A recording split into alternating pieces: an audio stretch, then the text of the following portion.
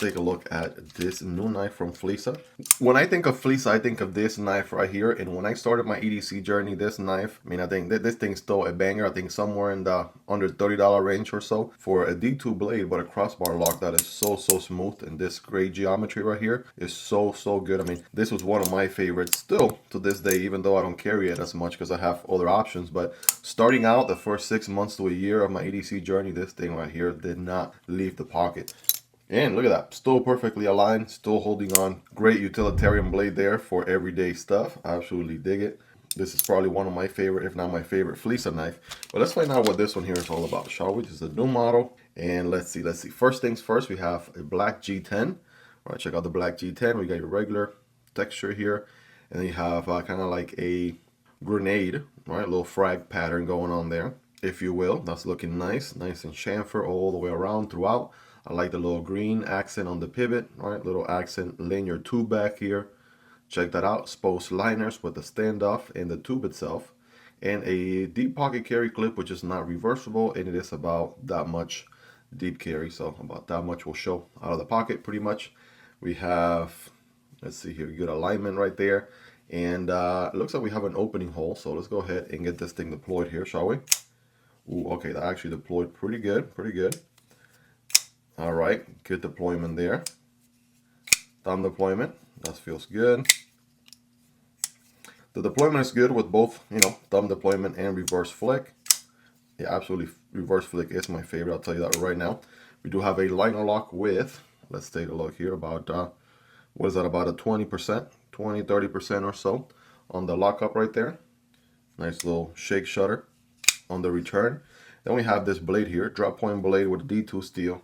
I'm going to tell you this right now. This thing is going to be super affordable, right? This is like really bang for the buck type of budget deal here, if anything. So flat grind, drop point blade with a black coat on D2, which is good because it's going to help it with the resisting corrosion. D2 is not corrosion resistant, but with a black coat, it really helps. I keep cleaning all these oils coming out of the pivot since it's brand new out of the box, but very smooth, I'm assuming, on ball bearings based on this action here.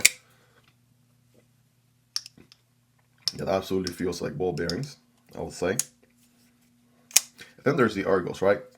So if I do a 3-finger grip, right, pinky is left out in no man's land back there. So I want a forward choke, right? You got this nice big finger choil.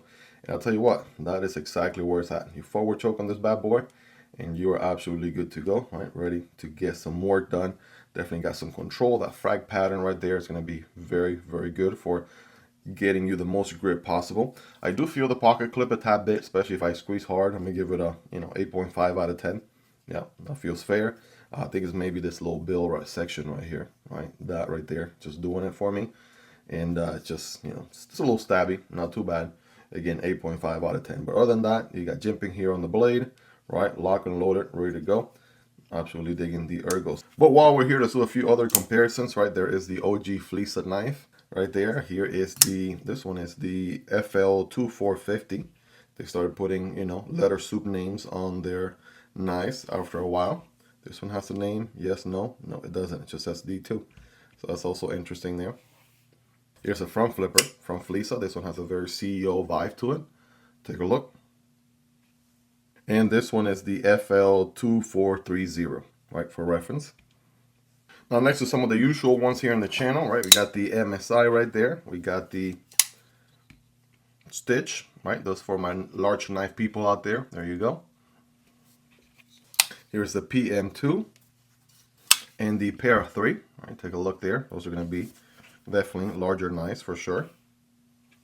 And on the budget end of things, we got the Civivi Vision FG. We got the Kizer Militaw. Those are going to be, right, larger knives indeed. Here's the Vosteed Porcupine. And here's the CJRB Pyrite Light. All right, hopefully you guys own some of those. So I'll give you more or less an idea, ballpark, where this one lands size-wise. And of course, I'll have links for all these down in the description and pin comments if you guys want to learn more. Some quick stats here for my knife nerds out there. Let's see where we come in with this bad boy as far as overall length. It's going to be a smaller EDC for sure.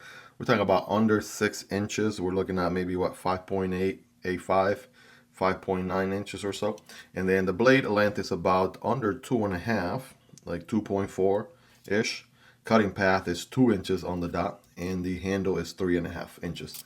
So those are your measurements there. As far as weight goes, I want to say this guy is probably not going to be all that heavy, obviously, but we do have a steel liner in here. We probably have, okay, no milling for weight reduction, so it being small still has a decent weight to it. Don't mind that. I'm going to say 3 ounces, 3.2, right? I'm going to go with 3.2.